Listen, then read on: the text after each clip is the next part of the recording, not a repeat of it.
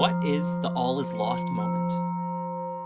Here's one from Christopher Nolan's Interstellar. This is not about my life or Cooper's life. This is about all mankind. There is a moment. There is a moment. Indeed, there is a moment. The moment in a story when the worst possible thing happens for the hero or heroes. The moment when the audience goes, "Oh, fuck."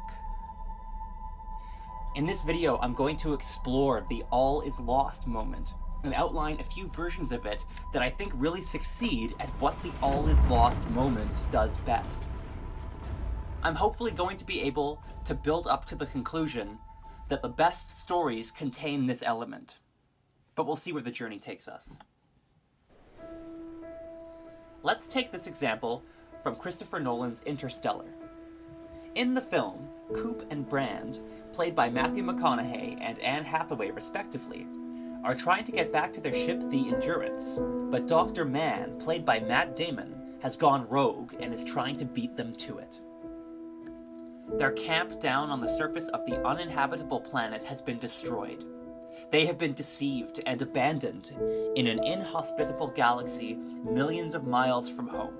The only hope they have now of saving not just their own lives, but their entire mission, and therefore the future survival of the human race, lies in returning to the safety of their ship, the Endurance, where they can formulate a plan to deal with their rogue colleague, attempt to make it to the third planet, and possibly rekindle a tiny spark of hope for the survival of humanity. But before they can do this, the unthinkable happens. Dr. Mann blows himself up, damaging the Endurance and sending it spinning away from our heroes. Suddenly, they're stuck on a little space boat with limited life support, watching as their only hope for survival and the future survival of the human race spins uncontrollably away from them. It can't really get any worse than this. But it's more than that. This is the moment when everything that the hero or heroes have been fighting for is thrown out of reach. The moment when the happy ending seems actually impossible to achieve. This is what constitutes the all is lost moment. So first, I want to take a look at what purpose this all is lost moment serves. It accomplishes one thing right off the bat. It makes your heart skip a beat. It makes your stomach drop. It brings you to the edge of your seat. I think that in this moment, in Interstellar, the audience reacts in exactly the same way as Anne Hathaway's Brand. Oh my God. I can only speak for myself as a viewer here. When this moment happened, I remember thinking, what the fuck? How are Brand and Cooper going to fix this? How are they possibly going to get out of this situation? But it goes a little further than that. It gets metatextual. I started thinking about the storyteller himself. How is Christopher Nolan going to resolve this? He promised us a proper story, with a proper, satisfying ending that does right by its characters. But now that proper ending, that satisfaction and closure and catharsis, seem out of reach. So, I'd like to take a moment to comment on something really important here, which is trust. I think that in the modern era of media creation, distrust of storytellers is more rampant than it has ever been before in human history. And it confirms the worst. Somehow Palpatine returned. Do we believe this? Is there a big, giant, planet-sized weapon in Force Awakens? Yes. Does it blow up? It does blow up. And again, for those who hate it, I could not respect your opinion more. And for those who love it, I question your sanity. All right. That's as much time as I want to spend on bullshit. Life is too short. But let's linger for a moment on the subject of trust from storyteller to audience. This trust is essential. It means that when the all is lost moment hits, it doesn't ruin your immersion or take you out of the story. Instead, you place your trust in the storyteller to find a way to fix this situation they have created, in a way that will flow organically from and feel a natural consequence of the all is lost moment. So in The Lord of the Rings, The Fellowship of the Ring, when we lose Gandalf to the pit of Khazad-dûm, we as the audience don't think, come on, Tolkien, you're seriously gonna do that? How contrived? No, we think, oh my god, Professor Tolkien says that Gandalf is gone. This is really bad. How is the Fellowship going to carry on without their leader? How will they even have the heart to keep going? And that's the thing. That's what makes the all is lost moment so important. It's not the hopelessness, the despair, the shock and horror. It's what immediately follows all of that. It is our genuine good faith curiosity to see how this storyteller we trust is going to untangle this knot they have tied. It's the moment when the storyteller turns to the children gathered around the campfire and says, "And how could our hero possibly get out of this? Well, children, let me tell you." On your feet, sir. So let's go back to this moment from Interstellar. What immediately follows this unthinkable turn of events? There's no point using In your fuel to Interstellar, chase the it's the endurance moment spin. when Coop kicks the shuttlecraft into gear. Cooper, what are you doing? Docking.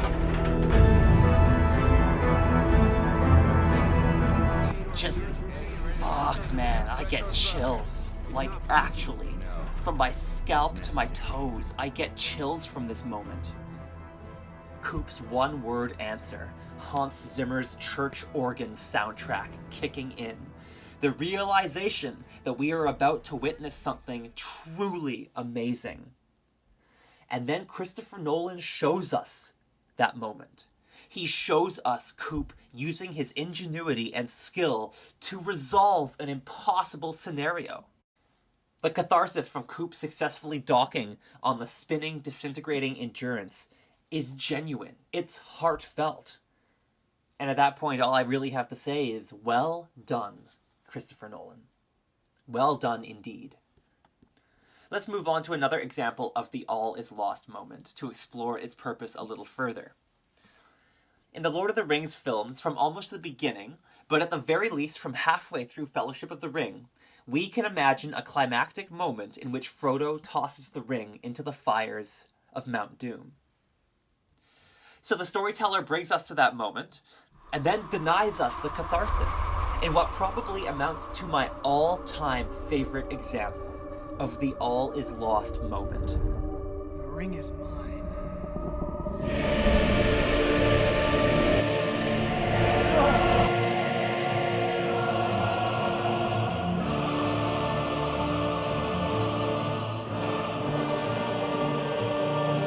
So you might ask, why? Why was it so important to deny the viewer the resolution and catharsis that they were able to predict in favor of a resolution and catharsis which they could never have predicted? One possible answer is that the climax of Return of the King is simply cinematically wild. Whatever you can accuse this sequence of being, you cannot accuse it of holding anything back. The fight between Frodo and Gollum for the ring, Sam's despair, resulting in one of the greatest uses of the word no in cinematic history, the way it cross-cuts between the climactic showdown at the crack of doom and the doomed final stand of the remains of the Fellowship. The biting off of Frodo's finger, the look in Frodo's eyes when he decides to get up again and fight Gollum again for the ring, all of it compounded by Howard Shore's soundtrack. But it's more than that. If Frodo had simply cast the ring into the fire after so many hours of such a brutal journey just to be able to do so, it probably would have felt deeply anticlimactic and unsatisfying, because we can imagine that moment in our heads. We can predict it. We can see it. Even though it's the moment we desperately want to happen, we know that we can't just accept such a moment without qualification if the storyteller does not earn it. So when the all is lost moment hits, when Frodo puts the ring on and vanishes, we cease to be able to predict with any kind of certainty how this is going to end. The storyteller has just shown us that he is going to deny us the moment we wanted. So now, it's up to our heroes to win that moment back. And so the storyteller becomes capable, in the immediate aftermath of the all is lost moment, of giving the audience a catharsis which they will accept. In Return of the King, that's exactly what happens. The way it plays out, when the One Ring finally melts into the lava of Mount Doom, the moment feels almost spiritually cathartic. It's a moment that's earned not just once, but over and over again by the storytelling and by the characters. Under these conditions, the storyteller has earned this moment. My father was slaughtered by a six-fingered man. From early on in The Princess Bride, we the audience are brought to expect, to hope for, Inigo Montoya's victory against the six-fingered man who slew his father. We know exactly how we want this to happen, how Inigo Montoya wants it to happen. I will go up to the six-fingered man and say, "Hello. My name is Inigo Montoya. You killed my father. Prepare to die." The moment arrives. Hello. My name is Inigo Montoya. You killed my father. Prepare to die.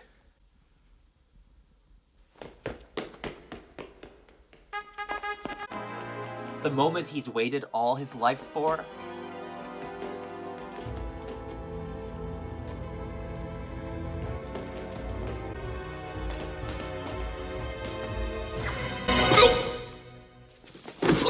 And the storyteller rips that victory away. Sorry, Father.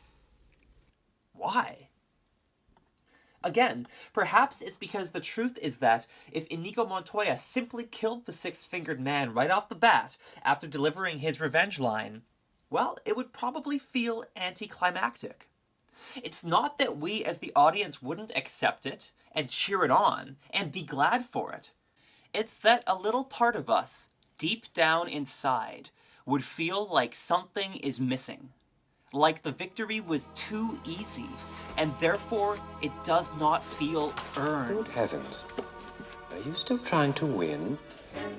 Because if the scene goes exactly as predicted, then what do we really learn from it? What does it show us about the human spirit? What does it tell us about why this story deserved our attention? Hello. My name is Inigo Montoya. You killed my father. Prepare to die. My name is Inigo Montoya. You killed my father. Prepare to die. Stop saying that! No! Offer me money. All that I have and more. Please. Offer me everything I ask for. Anything you want. I want my father back, you son of a bitch. I doubt that many first-time viewers of The Princess Bride could have accurately predicted how triumphant and meaningful the actual revenge line he delivers would be. A line that wouldn't have nearly the power and resonance it does without the all is lost moment that precedes it and sets it up. So now we reach the point in the video where you're going to have to bear with me a little bit, because I'm going to talk about Game of Thrones. And the reason for that is that I think Game of Thrones had some of the most compelling examples of the all is lost moment done really well. Let's take a look.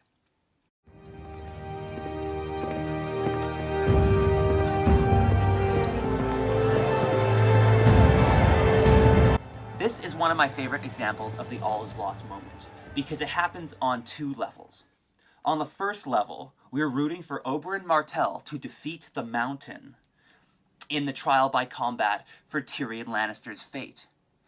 We, the audience, have come to love Oberyn Martell, and we have come to hate Gregor Clegane, i.e. the Mountain. So we're rooting for Oberyn Martell to defeat the Mountain in this trial by combat, both because we want Oberyn Martell to survive, and because we want Oberyn Martell to secure Tyrion Lannister's survival by winning the trial by combat. When this victory seems within grasp, Game of Thrones does what Game of Thrones does best, and rips it away from the audience. Say it! Gods have made their will known. Tyrion Lannister, in the name of King Tommen of the House Baratheon, first of his name, you're hereby sentenced to death.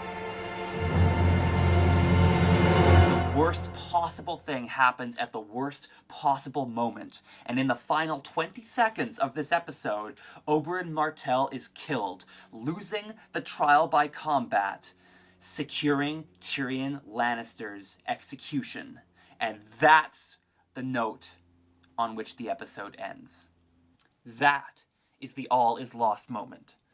And in this case, what the all is lost moment does is it makes it almost impossible for the invested audience member not to tune in for the next episode, when Tyrion Lannister's fate will presumably be revealed, and the audience's curiosity about how he will survive his death sentence, or how the story will justify his non-survival, if that's the direction it goes, will be satisfied.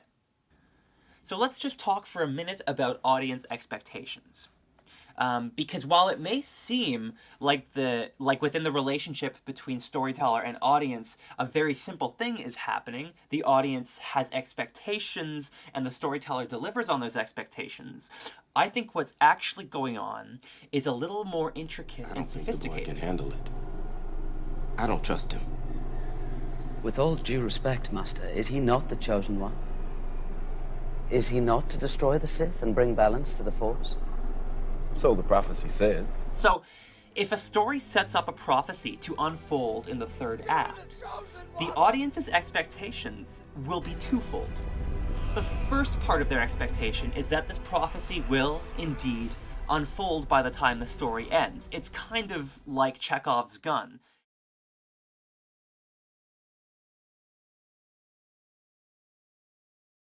But the secondary part of this expectation that the audience shows up with is that the way this prophecy unfolds will be in some way surprising, unforeseen, unpredictable. We want the catharsis of that moment to go further than just satisfying a checklist of things we were promised to happen. We want those things to happen in a way that truly moves us, that goes beyond archetypes and predictability, and occurs in a way that is sufficiently memorable. But I'm a little concerned that I haven't quite answered the question of why the all is lost moment is so important. I've shown how the all is lost moment can lead to really powerful and cathartic moments. But why is it essential? Is it even essential? I do think that it is essential in a great many stories. Let's see if Christopher Nolan can help me prove it. And it might seem like I'm going on a bit of a tangent here, but I promise I'm going to bring this home. Every magic trick consists of 3 parts, or acts. The first part is called the pledge. The magician shows you something ordinary. The second act is called the turn.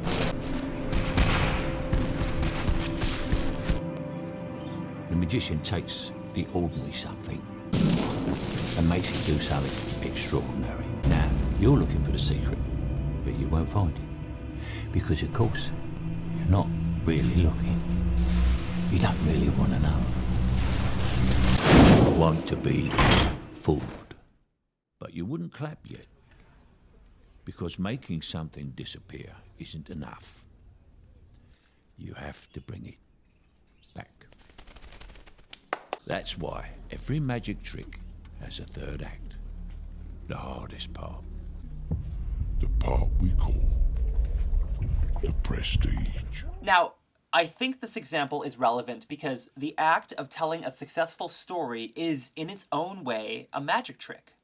Something very interesting happens between storyteller and audience, an unspoken contract of sorts.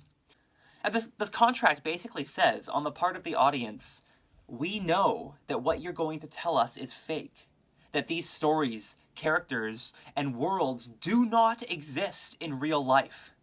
We know that, and we want you to make us feel as though these things are real. So, do you see what I'm saying when I call it a kind of magic trick? When skillfully told, A story about something that is not real evokes real emotion. That's magic. I honestly think that this paradoxical conviction, this sense of the reality of unreal people, is summed up no better than in this moment from Galaxy Quest. We accidentally traded Voxes the other day when we bumped into each other. Oh, Commander, I see. Brandon, I remember you from the convention, right? You asked all those little technical questions about the ship, and I was a little short with you. Yes, I know, Commander, and I actually just wanted to tell you that I thought a lot about what you said. It's okay, now listen. But I want you to know that I'm not a complete brain case, okay? I understand completely that it's just a TV show. Hold. I know there's no Wait a minute. sphere, Stop for a second. Stop. Wait. No ship. It's all real. Oh my God, I knew it. I knew it! I mean, I know this scene is mainly played for comedic effect, but I also think it depicts exactly what we're talking about here. Justin Long's character Brandon carries two non-compatible ideas in his head at the same time. On one hand, he knows his favorite story is not real. On the other hand, he knows his favorite story is real. In the human art of storytelling, both of these things can be true at the same time. So I think that this all is lost moment is part of what proves to the audience that these moments are worth cheering for. The all is lost moment is like the turn, the second act of the magic trick. It is the taking away of the thing that has been pledged.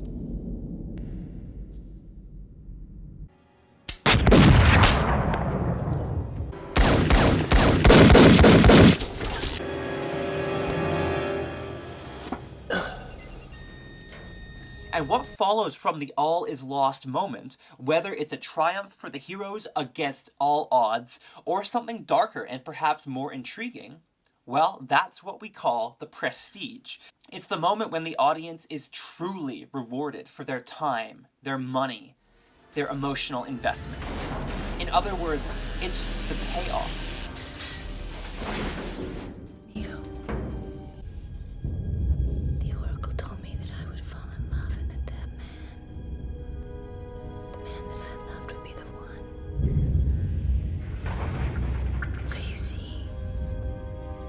You can't be dead. You can't be. Because I love you. The prestige cannot directly follow the pledge. It can only occur after the turn has corrupted the pledge.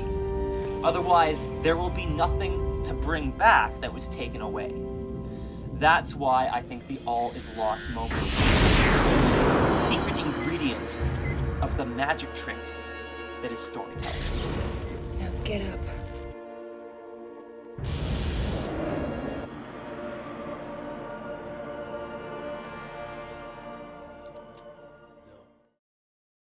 I want to quickly touch on another absolutely beautiful and heart-wrenching all is lost moment. And this one's from the film Galaxy Quest. Here, a dire situation transforms into the all is lost moment, not because of a change of the narrative stakes, but because of a change of the emotional stakes. The villain Ceres taking over our hero's ship, the NSEA Protector, is bad. Yes, but it's not the moment when everything that the heroes have been fighting for is thrown out of reach. No, that moment comes a minute or two later, when Ceres forces our protagonist, Jason Nesmith, to confess to the alien Mathazar that all of the hopes and dreams of Mathazar's people are based on a lie, that their venerated historical documents ultimately amount to nothing more than a cheap, cancelled TV show from Earth. In this moment, though what the heroes and villains are fighting for remains the same, bad guys taking over the ship, good guys must fight back to regain control of the ship, the emotional stakes change here. Not only change, they skyrocket. Suddenly, Jason Nesmith has inadvertently participated in breaking Mathazar's soul. Explain to him who you all really are. Mathazar, there's no such person as Captain Taggart. My name is Jason Nesmith. I am a actor. We're all actors. We pretended. We lied. Oh. Yes. You understand that, don't you, Mathazar? Mathazar, I am so sorry. God, I am so sorry. Now, even if the villain Ceres is defeated, Jason Nesmith will still have done far more damage than Ceres did. And the film is even shrewd enough to know it could get away with just saying this overtly. You have all done far greater damage than I ever could have. Bravo! Bravo! In this moment, the audience is made to feel bad. Like, this moment is genuinely really sad. And I don't mean sad in a larger-than-life Gandalf falling down the pit of Khazad-dûm kind of way. No, this is sad on another level. This is human-to-human sad.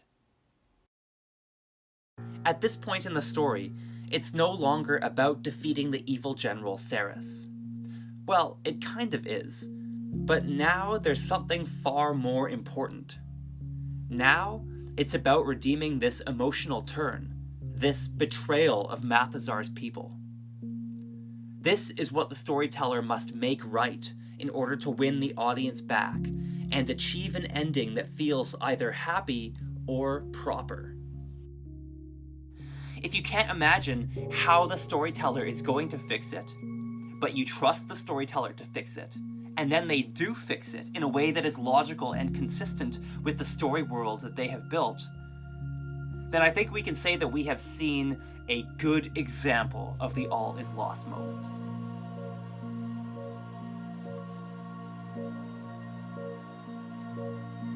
Why do we feel sad when a beloved character dies?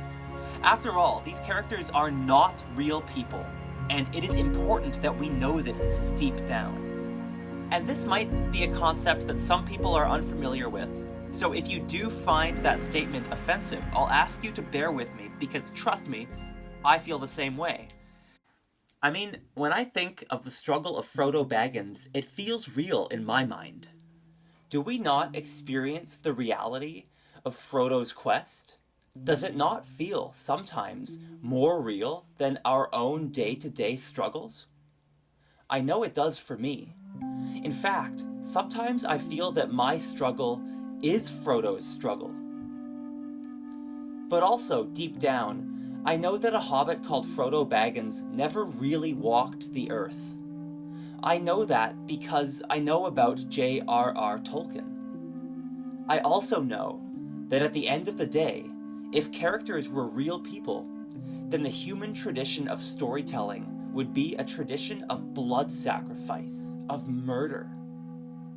No, characters and the settings they inhabit are not real. So why do we cry for them? I mean, isn't real life full of enough heartbreak already? Why do we spend our emotions on these things that we know are not actually real in the way that we ourselves are real? I mean, we as the audience do not simply want to witness a character experiencing triumph from these stories. That is to say, the audience does not merely want to see Frodo throw the ring into the fire. That would be witnessing triumph, sure, but it would not be sufficient. We would not feel that we got our money's worth. We need more. When the writer fails on this front, the story tends to feel more like we are being told something, rather than being shown something. And that's it there. When we sign up to be told a good story, to watch a good movie, or read a good book, we do not simply want to be told that the heroes defeated evil. We want to be shown it. We want to feel the triumph of the One Ring being thrown into the fire. And this feeling can only be achieved if we are first made to feel like it might not happen. Like we could have justifiably been made to feel another way than triumphant. That could have been is what makes the triumph, the uplift, feel genuine, feel earned. Hence, the all is lost moment. It's what proves to the audience that these moments of climactic triumph are real. And I don't mean real in that they actually happened, but real insofar as they are worthy of real cheering, real applause, real emotion. So let's take a quick look at that clip from The Prestige again. Now, you're looking for the secret, but you won't find it. Because, of course, you're not really looking. You don't really want to know. You want to be fooled. There it is, right there. You want to be fooled. We want these stories to fool us, to move us, to change us. We want to be brought to a place of feeling the emotional reality of these characters who we know are not real. Personally, I find that the presence of the all is lost moment in a story and the proportional payoff to follow it is almost always a good sign. It indicates to me that the storyteller is taking their work seriously, that they intend to deliver the most emotionally intense, meaningful, and impactful version of the story that they are capable of conceiving. It means that they intend not just to tell the audience something, but for the audience to feel the impact. Because that's just it. I don't just want to be told that the One Ring is destroyed in the fires of Mount Doom. I don't want to be told that Inigo Montoya gets his revenge for his father's death, or that Tyrion eventually finds his way out of his death sentence in King's Landing. No, I want to be shown these things. I want to be a participant. I want to feel as though it is not just the protagonist's triumph, but my own triumph. I want to be shown that Neo is the one who will rise from death to stop bullets and liberate an enslaved humanity. That Cooper will manage to pull off a docking maneuver on a spinning Endurance.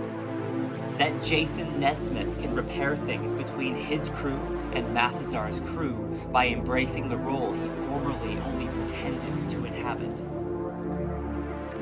I want to be shown that Anakin Skywalker does fulfill the prophecy by killing the Emperor and bringing balance to the Force, just not in the way that any of the other characters expected.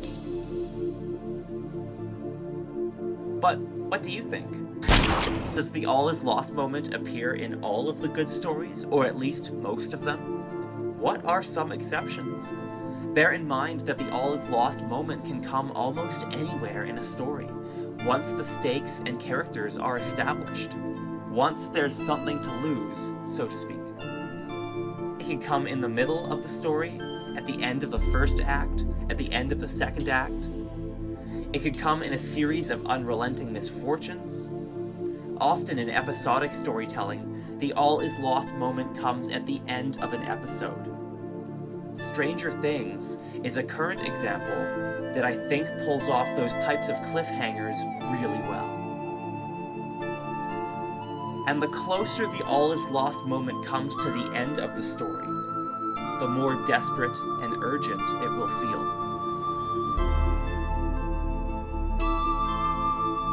But at the end of the day, it's all about emotion.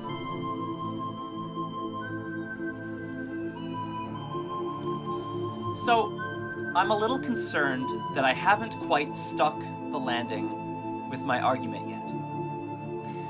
Now, I've argued that the all is lost moment can be found in the climactic moments of a handful of really good stories, amongst which are some of my favorites.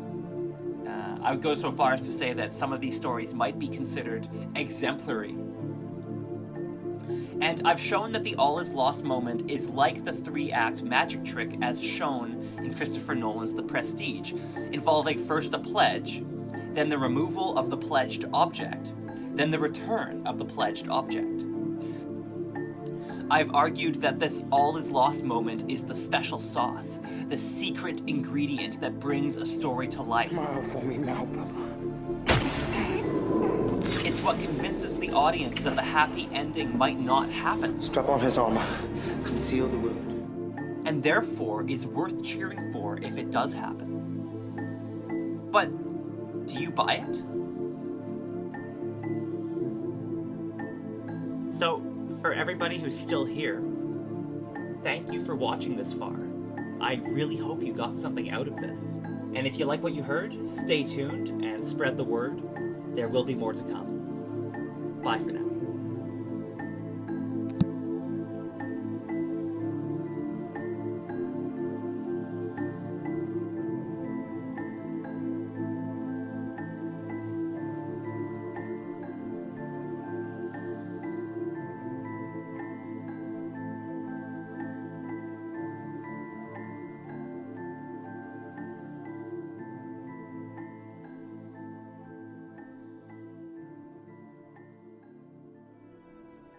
It's like in the great stories, Mr. Frodo.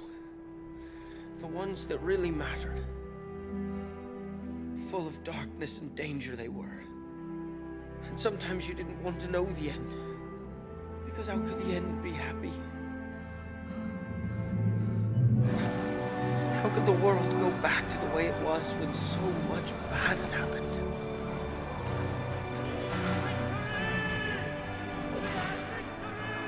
But in the end, it's only a passing thing.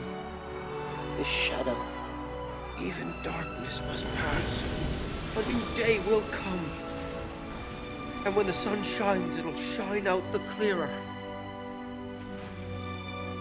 Those were the stories that stayed with you. That meant something. Even if you were too small to understand why.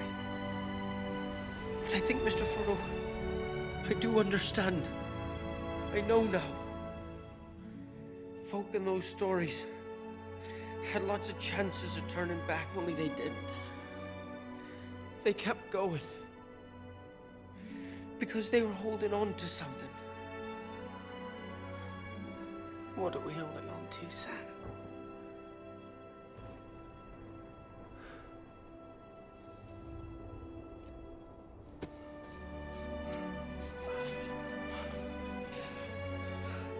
There's some good in this world, Mr. Frodo. And it's worth fighting for.